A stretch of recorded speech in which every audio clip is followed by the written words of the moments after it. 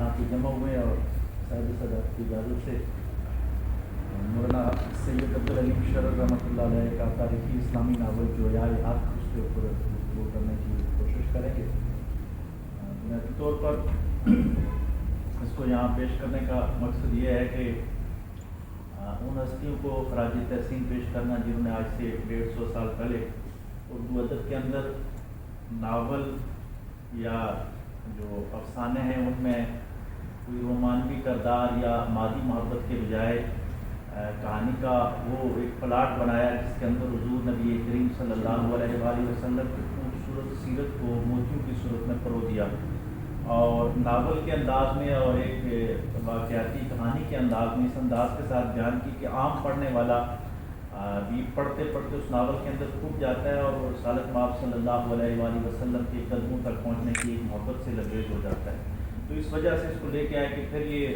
बार बार ये जितना जो खुशबू का छिड़काव होता है। मौलाना शरर रहमतुल्लाह अलैह 1860 में लखनऊ के मशहूर हकीम प्रोफेसर सैयद तफस्सुर हुसैन शाह के यहाँ पैदा हुए। इब्तदाई तालीम लखनऊ से ही हासिल करने के बाद आप वालिद के साथ कलकत्ता चले गए और वहाँ रहकर अरबी और अंग्रेज़ी पर भी उर्दू हासिल किया है।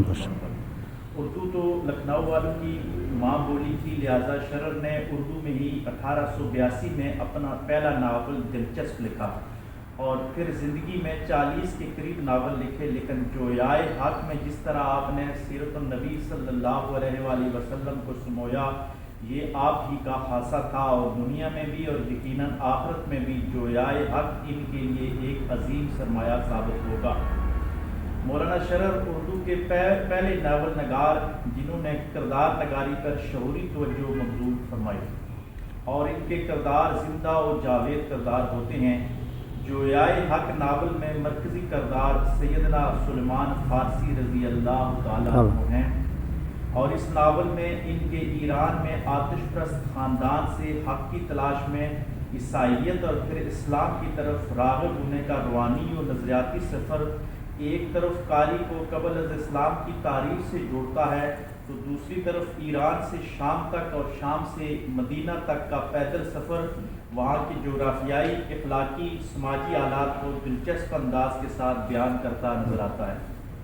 इस तरह इस नावल में ज़रतुश्त मज़हब की आतिश परस्ती, यहूदियों की अज़ली सफाकियाँ और ईसाइयत की कुछ अच्छाइयाँ और कुछ बुराइयाँ भी वाज़े होती नज़र आती।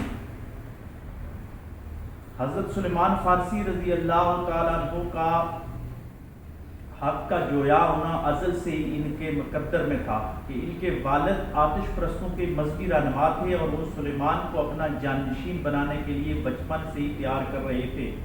लेकिन सुलेमान फ़ारसी रज़ी अल्लाह तआला अन्हु ने एक दिन राह गुजरते हुए ईसाइयों का गिरजा देख लिया और बाहर से ही इनकी इबादत देखकर इनकी तरफ राग़िब हो गए। घर आकर वालिद को बताया तो उन्होंने पहले प्यार और फिर सख्ती से आतिश परस्त रहने पर ही मजबूर किया।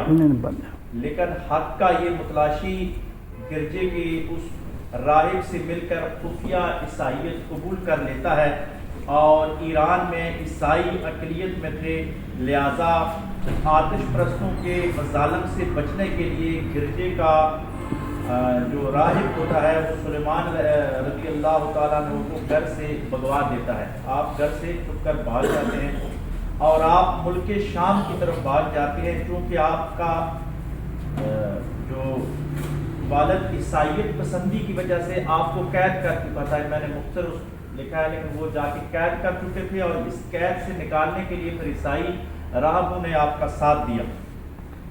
जिस रात हज़रत सुलेमान फ़ारसी ने अपना घर छोड़ा, हक की तलाश में अपने माँ बाप का छोड़ा, तो उसका नक्शा मौलाना अब्दुल अलीम शरर यूँ खींचते हैं।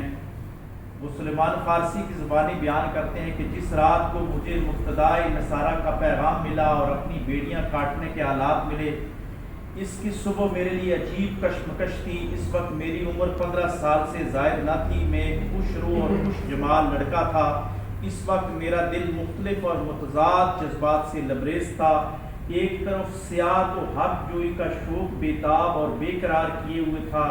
जी चाहता था भाग जाऊं। दुनिया के खूबसूरत मनाजर, पहाड़ों के सिर बफलक चोटियाँ, वादियों के फूलों से भरे हुए दामन اور مرغزاروں کے سطح و بے شکن فرش دیکھوں اور انہی وادیوں میں مجھے حق کی منزل بھی نظر آ رہی تھی، لیکن یہ فطرتوں میں خاطر کو تلاش کرنے کے راستے پہ گامزن ہونا چاہ رہے تھے۔ لیکن دوسری طرف جب ماں کی محبت بھری صورت باپ کی سختیوں کی شکل میں نمایاں ہونے والی شفقت یاد آتی تو دل ہچکچانے لگتا، قدم کو ایک لرزش ہو جاتی، پیارے عزیزوں، دوستوں، وطن کی دلچسپیوں اور ان تمام چیزوں کے چھوٹنے کا خیال کر کے جو بچپن سے آشنا ہو رہی تھی، جی بھر آتا، آنکھوں میں آنسو ٹپٹپا آتے اور ہمت ہارا ہوا افسردہ دل کہتا پھر کیا کرو گے۔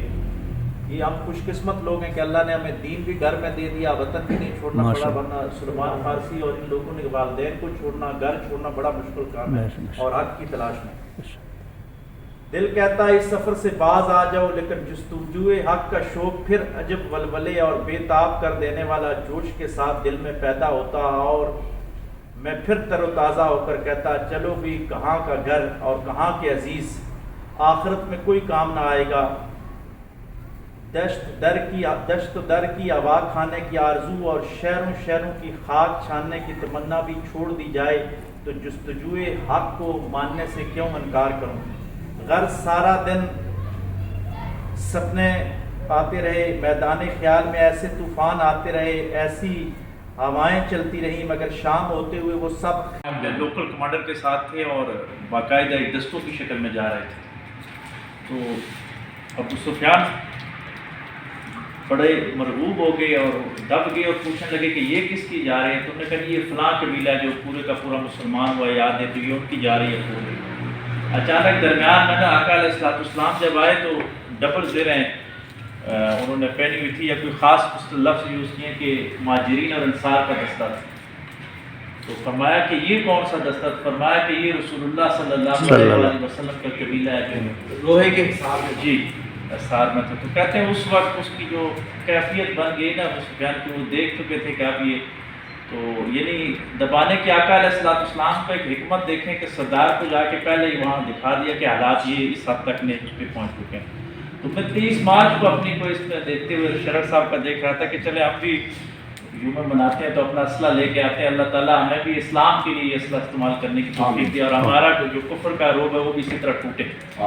ٹائم کے لیے معذرت۔ زندگی میں آتے ہیں مثل بہار کچھ لوگ، زندگی میں آتے ہیں مثل بہار کچھ لوگ، لاتے ہیں لہو میں تازہ شباب کچھ لوگ، مٹاتے ہیں مایوسی اور دلاتے ہیں یقین، مٹاتے ہیں مایوسی اور دلاتے ہیں یقین، انسان کا رخ ہی بدل دیتے ہیں یہ سیلابی لوگ۔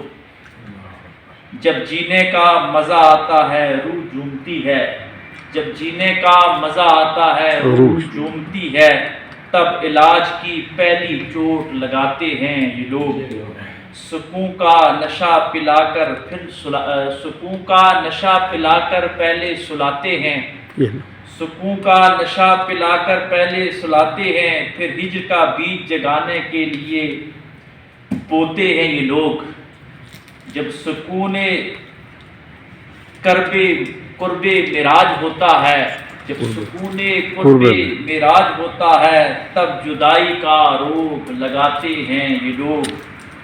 دنیا میں درد کی مرض عام ہے، دنیا میں درد کی مرض عام ہے، اس مشن پر گامزن رہتے ہیں یہ لوگ۔ بہت ہی اعلیٰ۔ مجاز سے حقیقت تک سفر ہے محض درد، مجاز سے حقیقت تک کا سفر ہے محض درد، یہ گہرا راز بتاتے ہیں یہ لوگ۔ سچ پوچھو تو ایک گہرا سچ ہے یاسر، سچ پوچھو تو ایک گہرا سچ ہے یاسر، بندوں کو مولا سے ملاتے ہیں۔ کیا کہنے، ماشاءاللہ ماشاءاللہ۔